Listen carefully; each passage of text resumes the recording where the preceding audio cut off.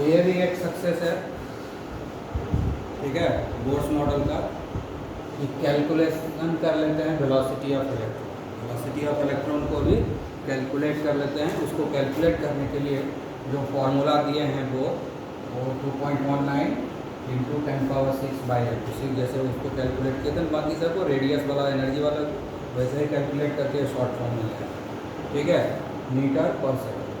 ये जितना भी फॉर्मूला सब पढ़ रहे हैं वो सब क्या है, हाइड्रोजन के लिए एप्लीकेबल है, एकदम करेक्ट रिजल्ट आता है, ठीक है ना, हाइड्रोजन के लिए करेक्ट रिजल्ट आता है। ये फॉर्मूला जो भी वो बताए सब कुछ हाइड्रोजन के लिए बताया, और हाइड्रोजन के लिए ये सक्सेसफुल है, लेकिन दूसरे के लिए हम अप्लाई नहीं कर सकते। लेकिन हाइड्रोजन लाइक स्पीसीज को अप्लाई कर सकते हैं। हाइड्रोजन लाइक स्पीसीज मतलब कुछ एलिमेंट्स है जिसमें कि नंबर ऑफ इलेक्ट्रॉन कम है, तो 2-3 इलेक्ट्रॉन को हम रिमूव करके उसमें एक इलेक्ट्रॉन कर सकते हैं। तो वैसा केस अगर आता है तो वहाँ पर हम इसको अप्लाई कर सकते हैं, लेकिन इस फॉर्मूला में मॉडिफिकेशन करना पड़ेगा। समझ गए ना? ये क्या है, सिर्फ हाइड्रोजन के लिए और हाइड्रोजन एटम, ठीक है। और इसी फॉर्मूला को हम इम्प्रूव कर देंगे, ठीक है, इसमें हम एटॉमिक नंबर डाल देंगे इंटू जेड मीटर पर सेकंड, और mono electron system. Mono electron मतलब जिसके पास एक इलेक्ट्रॉन है, जैसे हीलियम है, इसके पास कितना इलेक्ट्रॉन होता है, टोटल कितना इलेक्ट्रॉन है हीलियम, 2 इलेक्ट्रॉन है। हीलियम के पास कितना इलेक्ट्रॉन है, 2, तो एक निकाल दो, हीलियम आयन बन गया। अब हो गया मोनो इलेक्ट्रॉन सिस्टम, ठीक है। इसके अलावा भी तुम एग्जांपल ले सकते हो, और बताए थे बेरिलियम, बताए थे ना, बेरिलियम का कितना होता है, लिखाया था ना, बेरिलियम से 2 इलेक्ट्रॉन निकाल देंगे, उसमें 3 इलेक्ट्रॉन होता है ना, हाँ, बेरिलियम इसमें 2 इलेक्ट्रॉन निकाल देंगे, ये भी 1 इलेक्ट्रॉन सिस्टम हो जाएगा क्योंकि 3 होता है। और लिथियम में कितना होता है, लिथियम बेरिलियम में, एक मिनट, तो बेरिलियम का 4 होता है तो 3 इलेक्ट्रॉन निकाल दो। बेरिलियम में कितना इलेक्ट्रॉन होता है, 4 इलेक्ट्रॉन, तो 3 इलेक्ट्रॉन निकाल देंगे, ठीक है ना। इसको हम ऐसे लिख सकते हैं, ठीक है, आया हुआ समझ में। और लिथियम में 3 इलेक्ट्रॉन होता है तो 2 इलेक्ट्रॉन निकाल दो, इसको हम ऐसे भी लिख सकते हैं, ठीक है। ये मोनो इलेक्ट्रॉन सिस्टम हो गया ना, तीनों में एक एक इलेक्ट्रॉन है। इसके लिए ये फॉर्मूला होगा क्योंकि इसका एटॉमिक नंबर 1 नहीं है, सबका एटॉमिक नंबर डिफरेंट है, इसलिए यहाँ जेड दे दिया। हाइड्रोजन के लिए ये फॉर्मूला है, इसको भी हाइड्रोजन के लिए तुम यूज कर सकते हो, जेड का वैल्यू 1 दोगे, बात क्या है, हाइड्रोजन का जेड का वैल्यू 1 होता है। तो ये फॉर्मूला इन जनरल हो गया मोनो इलेक्ट्रॉन सिस्टम के लिए, समझ में आ गया। और लास्ट पीरियड में बताए थे, क्या बताए थे, वेव नंबर बताए थे, क्या फॉर्मूला दिए थे बताओ, 109, सब बताया था ना।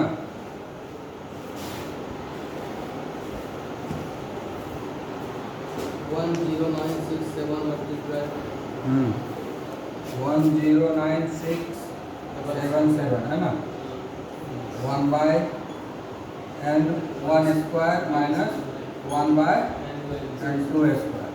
इसमें z² से मल्टीप्लाई कर देंगे तो ये सब के लिए अभी अप्लाई हो जाएगा, समझ गया। अभी जो बताए थे उसमें z² नहीं ना था, अभी जो बताए थे उसमें z² नहीं दिए थे, है? तो z² नहीं दिया तो सिर्फ हाइड्रोजन के लिए अप्लाई होगा, z² लगा दिए तब ये सब के लिए भी ये अप्लीकेबल हो गया, समझ गया ना। तो जो भी फॉर्मूला बताए हैं इसके पहले आज वो सब में z² जो है लगा देना है, ठीक है। एक जगह बताया हमने डेल्टा ई, हाँ, इसका आया होगा 2.18 इंटू 10 टू द पावर कितना है 15, हाँ माइनस -18 था। हाँ ठीक है, और 1/n1² माइनस 1/n2² एक फॉर्मूला बताते हैं। इसमें भी z² हम लगा, समझ गए? हाँ, इसमें भी z² लगा देंगे तो हम इसके लिए अप्लीकेबल हो जाएगा। z² नहीं लगाएंगे तो सिर्फ हाइड्रोजन एटम के लिए एप्लीकेबल होगा। तो इन जनरल फार्मूला अगर करना है तो सब में z² लगा देना है, समझ गए? अब याद रहेगा ना? यस हाँ, ये चीज़ याद रखो।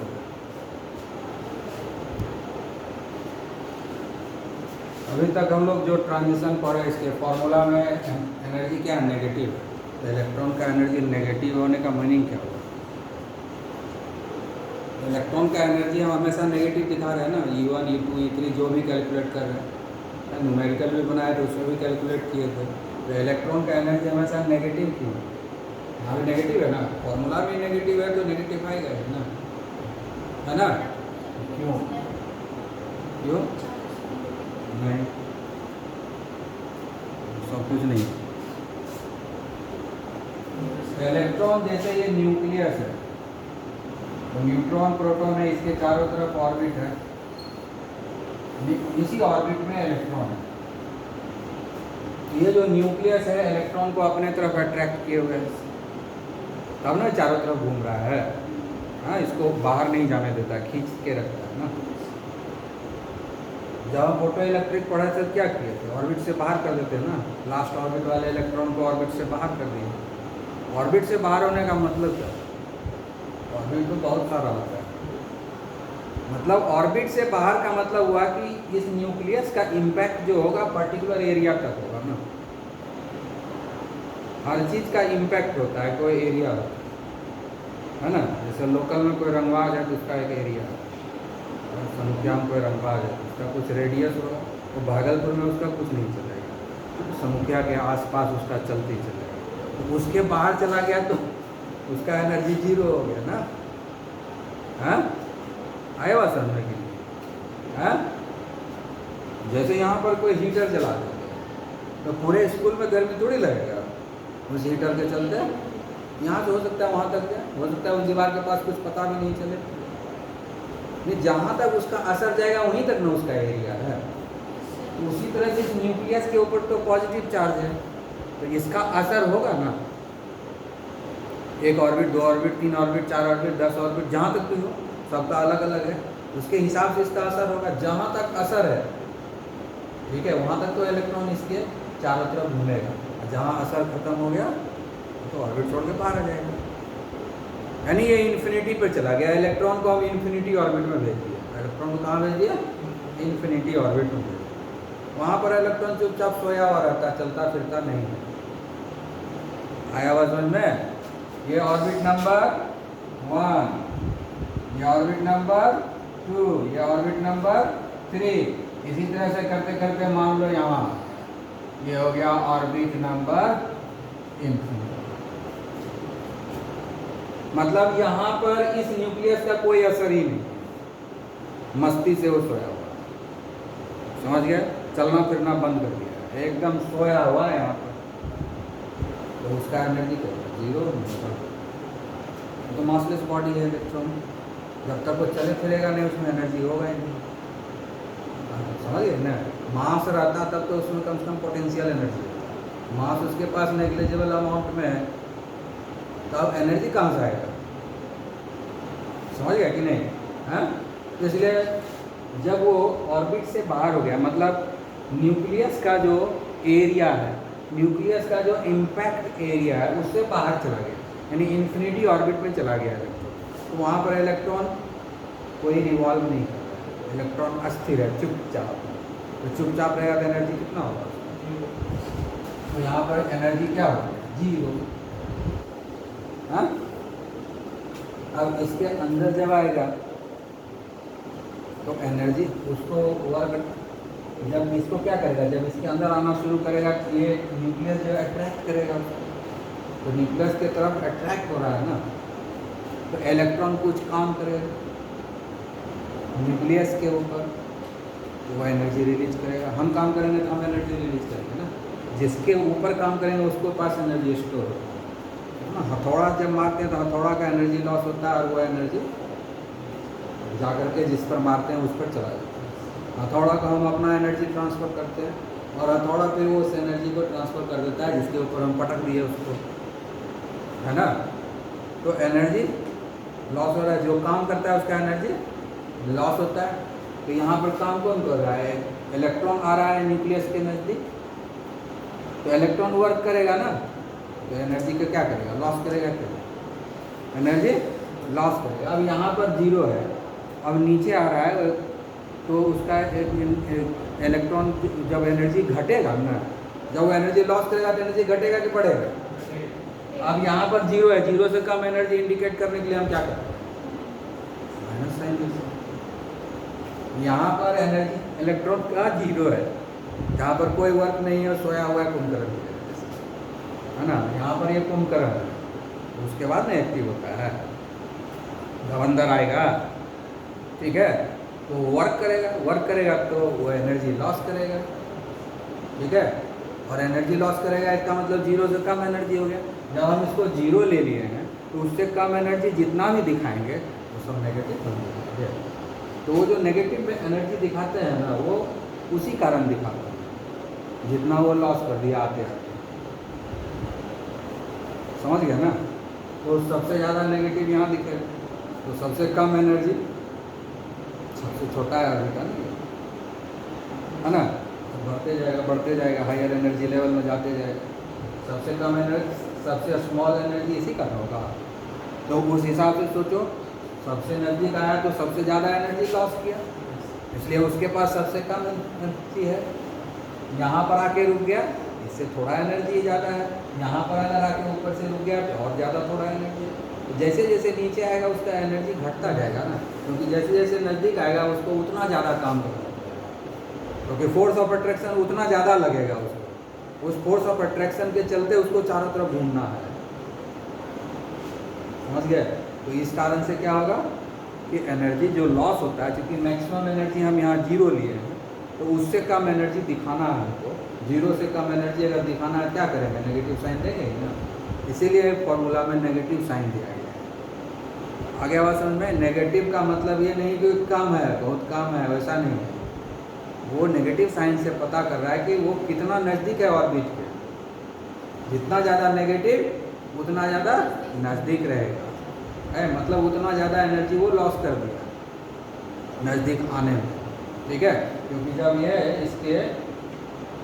इसके प्रभाव क्षेत्र, इसका जो इम्पैक्ट एरिया है, इसका जो फील्ड है इस न्यूक्लियस का, न्यूक्लियर फील्ड जो है, उसके प्रभाव क्षेत्र से बाहर रहता है तो उसका एनर्जी 0 है। उसके प्रभाव क्षेत्र में आएगा तो एनर्जी उसका डिक्रीज हो, ठीक है ना। उसी डिक्रीज को शो करने के लिए उसमें माइनस साइन दिया गया। आ गया बात समझ में? तो नेगेटिव साइन क्यों है इस फॉर्मूला में, समझ में आ गया। इलेक्ट्रॉन के एनर्जी को हम नेगेटिव क्यों दिखाते हैं, समझ में आ गया, ठीक है ना। आइए बात समझ में।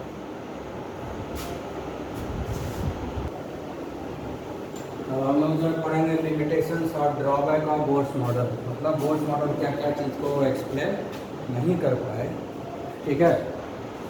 ये इसको हम लिमिटेशन भी बोल सकते हैं या ड्रॉबैक भी बोल सकते हैं। तो सबसे पहला ड्रॉबैक है कि ये पॉली इलेक्ट्रॉन एटम और स्पीसीज के स्पेक्ट्रा को एक्सप्लेन नहीं करता। पॉली इलेक्ट्रॉन मतलब एक से ज़्यादा इलेक्ट्रॉन जिस एटम के पास है, या कोई आयंस है जिसके पास एक से ज़्यादा इलेक्ट्रॉन है, उसके लिए ये सूटेबल एक्सप्लेनेशन कोई नहीं दे सकता। ये सिर्फ और सिर्फ हाइड्रोजन को ही एक्सप्लेन कर पाए। इसके अलावा हाइड्रोजन में भी जब हाई रिजोल्यूशन स्पेक्ट्रोमीटर को यूज किया गया तो नया नया स्पेक्ट्रल लाइंस दिखा, उसको भी वो एक्सप्लेन नहीं कर पाया। समझ में आ गया ना। सिर्फ और सिर्फ हाइड्रोजन के स्पेक्ट्रम को एक्सप्लेन किया, जो सिंपल स्पेक्ट्रोमीटर से जो हमको मिला, स्पेक्ट्रम जो मिला उसी को ये एक्सप्लेन कर पाए। जब हाई रिजोल्यूशन स्पेक्ट्रोमीटर बाद में आया, उससे जब देखा गया तो और भी स्प्लिटिंग नज़र आया उस स्पेक्ट्रल लाइंस में, एक के बदले 2, 3, 4, वैसा क्यों आया वो हाइड्रोजन के केस में भी एक्सप्लेन नहीं कर। और multi electron system, poly electron system जिसको बोलते हो, जिसके पास एक से ज़्यादा इलेक्ट्रॉन है जिस एटम का, उसके स्पेक्ट्रम को तो ये कुछ बता ही नहीं पाए कि ऐसा क्यों। समझ गए? तो पहला फेल्योर ये हुआ, ड्रॉबैक हुआ, लिमिटेशन हुआ, जो भी को फेल्योर, ड्रॉबैक, लिमिटेशन, ठीक है ना।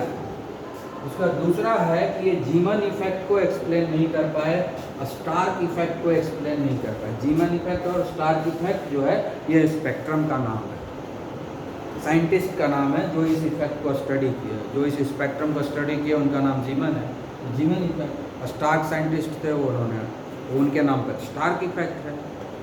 तो ये जीमन इफेक्ट क्या है? Spectral lines produced in magnetic field. जब हम हाइड्रोजन के स्पेक्ट्रम को, जब हम उसी हाइड्रोजन एटम को हम मैग्नेटिक फील्ड में स्टडी किए और उसका स्पेक्ट्रा निकाले तो वो अलग ही तरह का स्पेक्ट्रा आया। एक सिंगल लाइन के जगह पर 3-4 लाइन नज़र आने लगा। जो यहाँ एक लाइन नज़र आता था वो और पतला पतला 3-4 लाइन आने लगा।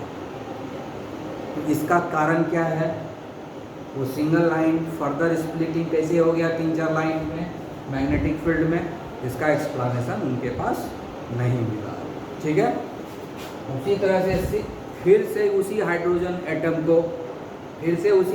एटम को हम इलेक्ट्रिक फील्ड में ले जा करके उसका स्पेक्ट्रम निकाले, ठीक है। तो यहाँ पर फिर देखते हैं कि वो जो एक सिंगल लाइन होता था उसको और फर्दर स्प्लिटिंग हो गया, 3-4 लाइन नज़र आ रहा है, क्लोजली स्पेस नज़दीक। ऐसा क्यों होता है वो नहीं बता पाए। तो स्पेक्ट्रम इन मैग्नेटिक फील्ड को हम लोग जीमन इफेक्ट बोलते हैं, spectrum of hydrogen in electric field को हम लोग स्टार्क इफेक्ट बोलते हैं, ठीक है। Spectrum of hydrogen atom in magnetic field is known as Zeeman effect, spectrum of hydrogen atom in electrical field is known as Stark effect, ठीक है। समझ में आ गया? क्लियर? उसके बाद उनका जो मेन है वो उन्होंने डुअल बिहेवियर को इग्नोर कर दिया, सिर्फ वो पार्टिकल बिहेवियर को कंसिडर किया। डुअल बिहेवियर बताया ना, तो पार्टिकल बिहेवियर और बिहेवियर दोनों है इलेक्ट्रॉन के पास, लेकिन बोर ने डुअल कैरेक्टर को कंसीडर नहीं किया। उन्होंने सिर्फ पार्टिकल बिहेवियर को कंसीडर करके ये जो है स्ट्रक्चर ऑफ एटम को उन्होंने एक्सप्लेन किया। तो ये यहाँ भी एक फेलियर हो गया। Does not follow the Heisenberg uncertainty principle पढ़ाएंगे तुमको। ये जो फिक्स्ड ऑर्बिट बता रहा है ना वो नहीं रहेगा fixed orbit, Heisenberg uncertainty principle के हिसाब से, ठीक है ना। तो यहाँ उसको हम लोग फॉलो नहीं किए, इसलिए वो फिक्स्ड ऑर्बिट बताया जो पूरी तरह से फिक्स नहीं है। उसके बाद could not explain the ability of atom to form the molecule and geometry and the shape of the molecule. Atom जो केमिकल रिएक्शन के थ्रू जो मॉलिक्यूल बना लेते हैं, जो हाइड्रोजन एटम मिलकर हाइड्रोजन मॉलिक्यूल बनाते हैं, हाइड्रोजन एटम ऑक्सीजन एटम के साथ मिलकर वाटर मॉलिक्यूल बनाते हैं, ठीक है। ये सब जो मॉलिक्यूल बन गया कैसे बना, इसके बारे में कोई आइडिया उन्होंने नहीं बताया। यानी बॉन्ड फॉर्मेशन जो हो रहा है उसके बारे में वो कुछ नहीं बताया कि हाइड्रोजन हाइड्रोजन कैसे जुड़ गया, हाइड्रोजन ऑक्सीजन कैसे जुड़ गया, इसके बारे में उन्होंने कोई एक्सप्लेनेशन नहीं दिया। और जब ये एटम आपस में जुड़ता है तो एक पर्टिकुलर शेप बना लेता है, एक पर्टिकुलर स्ट्रक्चर बना लेता है। वो पर्टिकुलर शेप और स्ट्रक्चर के बारे में, ज्योमेट्री के बारे में उन्होंने कुछ नहीं। जैसे हम बोलते हैं वाटर का जो शेप होता है इन्वर्टेड वी शेप, ठीक है, उसका ज्योमेट्री जो होता है टेट्राहेड्रल होता है, शेप जो होता है वो इन्वर्टेड विक्ट्री साइन के जैसे। तो ये सब चीज़ को एक्सप्लेनेशन जो है बोर्स मॉडल नहीं है। तो ये सारा ड्रॉबैक है, ठीक है। अब हम लोग इस ड्रॉबैक को रिटर्न पढ़ेंगे, इम्प्रूवमेंट पढ़ेंगे। मेनली हम लोग पढ़ेंगे अभी क्या, डुअल बिहेवियर पढ़ेंगे, हाइजेनबर्ग अनसर्टेनिटी प्रिंसिपल पढ़ेंगे। ये दोनों पढ़ने के बाद तब नया चीज़ आ जाएगी, समझ गए। तब फिर बोर्स मॉडल का इम्प्रूवमेंट हो जाएगा और फिर हम नया चीज़ पढ़ेंगे, ठीक है।